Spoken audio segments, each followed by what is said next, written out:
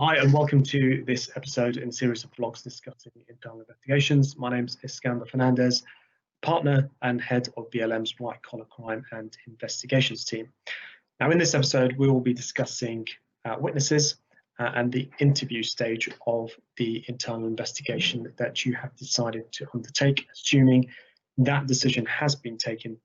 despite the current lockdown or whatever remains of it and the pandemic. And when it comes to witnesses, you will have or may well draw up a list of candidates that you want to speak with during the course of the investigation process by way of interviews that will be carried out. Now, these are fact-finding interviews. They're not interviews whereby you will be accusing an individual or more than one individual about particular wrongdoings that he or she may have undertaken. So you need to be aware of that, particularly when it comes to approaching those witnesses. A tip when you are going to approach witnesses is to have that approach being undertaken by someone from HR. It will, if nothing else, present a softer approach to the individual and allow him or her to take a more reasoned approach to the interview process rather than thinking that he or she is under the spotlight. Now, of course, that individual should be informed that it is a fact-finding interview and that the issues that will be discussed should be flagged up at that stage, just to allow them to feel comfortable when they attend the interview. And when it comes to the interview stage, very much like the planning document that we discussed a couple of episodes ago in how to put together the internal investigation, or how to plan for it, scripts will be required. Now, there may well be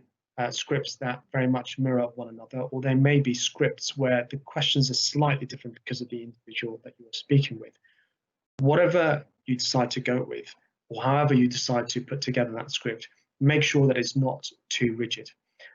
It will allow the interview to be more fluid and will allow you to develop questions as the interview go on, particularly with the answers that are given to you by the particular individual. Now, because a lot of people are working from home, face-to-face interviews are not going to be possible, or at the very least going to be very restrictive. So